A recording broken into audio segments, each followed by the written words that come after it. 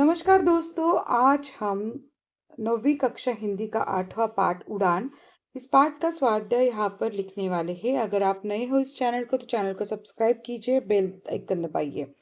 दहेज जैसी सामाजिक समस्याओं को समझते हुए इसके संदर्भ में जन जागृति करने हेतु घोषवाक्यों का वाचन कीजिए। दहेज एक समाज में बढ़ती हुई बुराई है। हमें इसे समाप्त करने के लिए समर्थ और सशक्त बनना चाहिए। पठनीय में हमें एक समाज में दहेज के खिलाफ एकजुट होकर मिलकर काम करना चाहिए ताकि हम इस पुरानी प्रथा को समाप्त कर सके।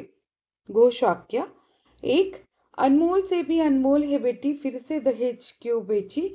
दो, दहेज प्रथा ने जुल्म किया, बेटी को बोझ बना दिया। तीन, जब तक रहेगी दहेज प्रथा बेटी रहेगी सुखी दुखी सदा।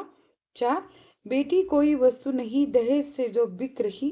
पांच, शादी तो एक बहाना है दहेज लेकर आना है। मैं चिड़िया बोल रही हूँ इस विषय पर स्वयं प्रेरणा से लेखन कीजिए। पंछी बनूं उड़ती फिरूं मस्त गगन में, आज मैं आजाद हूँ दुनिया की चमन में। मुझे आज भी याद है पुरानी फिल्म का यह गीत। सचमुच पंछी बनकर खुले आसमान में विचरण करना सभी को अच्छा लगेगा। किसी की कुछ भी रोक टोक नहीं और न ही किसी का कुछ झंझट। बस सिर्फ आसमान में स्वच्छंद होकर उड़ना। बताओ किससे अच्छा नहीं लगेगा। संध्या समय पीपल के नीचे बैठकर मेरे मन में ये विचार आ ही रहे थे, तभी अचानक पीपल के पेड़ पर बैठी एक चिड़िया ने चींची करते मुझे आवाज दी और वह मेरे समक्ष आकर बैठ गई। फिर अपने बारे में कहने लगी, मैं हूँ नन्ही सी प्यारी सी चिड़िया, इस पेड़ पर मेरा निवास है। देख रही हो वह घोंसला कितने प्यार से मैंने बनाया है। उसका निर्माण करने के लिए मुझे तकरीबन 1 महीना लगा है। न जाने मैंने कहाँ से उसे तैयार करने के लिए सामग्री इकट्ठा की है। बस ईश्वर ही इस बात का साक्षी है। मैंने अपने चोंच में तिनका तिनका लाकर स्वयं के लिए सुंदर भवन का निर्माण किया है। उस घोंसले में मेरे 2 अंडे हैं। अब जल्द ही 2 नन्हे मुन्ने बच्चे मेरे घर आएंगे। अब मैं उन्हीं का इंतजार कर रही हूँ। पीपल के इस पेड़ पर पहले मेरे कई भाई बहन रहा करते थे। तोता मैना आदि मेरे भाई बहन मनुष्य द्वारा निर्मित प्रदूषण के शिकार हो गए। अब न इस पेड़ पर कोई तोता आकर बैठता है न कोई मैना। कौवा की भी काव काव अब पहले जैसे सुनाई नहीं दे रही है। मनुष्य ने अपने स्वार्थ के लिए पेड़ों की अंधाधुंध कटाई की। इसका परिणाम यह हुआ कि पक्षियों की संख्या कम होती गई। अब तो शहरों से पक्षी नदारद ही हो गए। मैंने सुना है कि कुछ संस्थाएं पक्षी दर्शन जैसे कार्यक्रमों का आयोजन करती रहती है और करनाला पक्षी अभयारण्य जैसे स्थलों पर जाती रहती है। लेकिन मेरी प्यारी बहना, सच कहूँ तो वो वहां पर भी अब पहले जैसे पंछी नहीं रहे। पहले जैसे पंछियों का कलकल कलक अब सुनाई नहीं देता। इसलिए इंसान ही जिम्मेदार है। यह सब उसी के कार्य का परिणाम है। यदि इंसान अपने किए कराए से बाज नहीं आएगा तो भविष्य में अपने लिए गड्ढा स्वयं ही खोद लेगा। हम ही इस सुंदर धरती का अंश है। हमें भी जीवन जीने का अधिकार है। आखिर हम भी एक जीव है। इंसान को कोई अधिकार नहीं है कि वह हमारे अधिकारों को छीन ले। उसे प्राकृतिक संतुलन के बारे में सोचना चाहिए। जब इंसान जियो और जीने दो इस सूत्र को अपनाएगा तब उसका जीवन भी खुशहाल हो जाएगा और यह प्यारी धरती फिर से सुजलाम सुफलाम बन जाएगी। आसपास में है अंतर्जाल की सहायता लेकर कोई कविता पढ़िए और निम्न मुद्दों के आधार पर आशय स्पष्ट कीजिए। कवि का नाम, कविता का विषय, केंद्रीय भाव। मधुशाला। प्रेमियों से ही रंगी है, रंगों से रंगी है मधुशाला। हर बार से आगे चल, कभी ना यही बार बार नाला।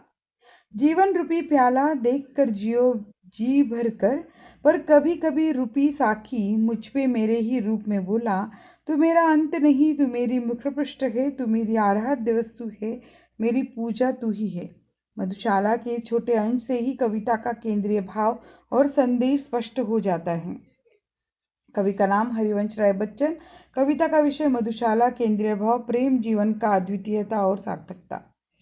कविता का संदेश। मधुशाला हरिवंश राय बच्चन की अद्भुत कविता है जो एक मधुशाला के माध्यम से जीवन की अनेकता, प्रेम और सार्थकता की महत्वपूर्ण बातें साझा करती है। कविता में रूप यात्री जीवन की मधुशाला के रूप में यात्रा करते हुए दरबारी, मेजबान, बर्तेंदर और अन्य व्यक्तियों को मधु पिलाते हैं जो अपने अपने तरीके से जीवन को अनुभव कर रहे हैं। केंद्रीय भाव में प्रेम का महत्वपूर्ण स्थान है, जो कविता में मधुशाला के माध्यम से बयान किया गया है। कविता जीवन की अद्वितीयता को एक अद्वितीय प्रेम से तुलना करती है, जो हमें सार्थक और योग्य जीवन की दिशा में मार्गदर्शन करता है। कविता का संदेश है कि हमें जीवन को प्रेम से भरना चाहिए, जीवन की हर क्षण को सार्थकता से भरना चाहिए और हमें अपनी यात्रा को साहित्यपूर्ण रूप में जीना चाहिए। पाठ के आंगन में सूचना के अनुसार कृतियां कीजिए। प्रश्न है कि सही पर्याय चुनकर लिखिए। परों में शक्ति हो तो उपलब्ध नभ को नापना है, उपलब्ध जल को नापना है या भू को नापना है? तो परों में शक्ति हो तो उपलब्ध नभ को नापना है। प्रश्न ख, सुलगते आप बाहर से तपन नहीं मांगा करते, अगर नहीं मांगा करते बुझन नहीं मांगा करते। उत्तर है सुलगते आप बाहर से अगर नहीं मांगा करते। प्रश्न 2, निम्नलिखित काव्य पंक्तियों का सरल भावार्थ लिखिए। अंधेरे के इलाके में नमन मांगा नहीं करते। भावार्थ, प्रस्तुत गजल में कवि कहते हैं इंसान के पास स्वाभिमान का होना बेहद जरूरी होता है। उसे अंधेरे के इलाके में किरण नहीं मांगनी चाहिए, यानी जब संकट की स्थिति आ जाए तब इंसान को स्वयं ही उसके साथ संघर्ष करना चाहिए। किसी से मदद नहीं मांगनी चाहिए। जहाँ पर कंटकों के अलावा कुछ नहीं होता है, वहाँ पर सुमन नहीं हो सकते। अर्थात संकट की परिस्थितियों में सर्वत्र कांटे ही कांटे होते हैं। वहाँ पर दुख, दर्द और पीड़ा ही होती है। वहाँ पर हम सुख की अपेक्षा नहीं कर सकते। जो व्यक्ति सचमुच आदर का अधिकार है, उसके सामने दूसरे लोगों के मस्तक अपने आप झुक जाते हैं। ऐसे व्यक्ति को किसी से नमन या आदर मांगने की जरूरत नहीं होती, बल्कि उसे तो अपने आप आदर मिल जाता है। व्यक्ति के पास विनम्रता होनी चाहिए। प्रश्न 3, कविता द्वारा दिया गया संदेश अपने शब्दों में लिखिए। उत्तर, प्रस्तुत कविता के माध्यम से कवि ने व्यक्ति को मानवीय गुणों से स्वीकार करने के लिए कहा है। स्वाभिमान, विनम्रता, दीर्घदृष्टि, बुलंद हौसले आदि गुणों को स्वीकार करने से व्यक्ति प्रगति की ऊंची उड़ान भर सकता है। फिर उसके लिए कुछ भी असंभव नहीं होगा। जिस व्यक्ति के पास मानवीय गुण होते हैं, उसे किसी के भी पास हाथ फैलाने की आवश्यकता नहीं होती है। ऐसे लोगों को समाज में मान सम्मान, कीर्ति, यश अपने आप मिल जाता है। अंततः व्यक्ति के पास मानवीय गुणों का होना जरूरी होता है। प्रश्न 4, कविता में प्रयुक्त विराम चिन्हों के नाम लिखकर उनका वाक्य में प्रयोग कीजिए। अल्प विराम। वाक्य, राम ने दुकान से शक्कर, मिठाई व खजूर लाए। पूर्ण विराम। वाक्य, अजय शहर गया है। योजक चिन्ह। वाक्य, पुत्र के लिए माता पिता की सेवा ही धर्म है। संजाल, कवि ने इस मानवीय गुणों की ओर संकेत किया है। स्वाभिमान, दीर्घदृष्टि, विनम्रता, बुलंद हौसले। रचना बोध में है। इस रचना में चंद्रसेन विराट जी ने स्वाभिमान, विनम्रता, हौसला, बुलंदी, दूरदृष्टि जैसे अनेक मानवीय गुणों को महत्वपूर्ण स्थान दिया है।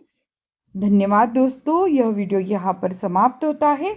अगर आपको यह वीडियो अच्छा लगता है तो ज़रूर इस वीडियो को लाइक कीजिए, आपके कमेंट्स हमें भेजिए और अगर आपको वीडियो अच्छा लगता है तो चैनल को भी सब्सक्राइब कीजिए।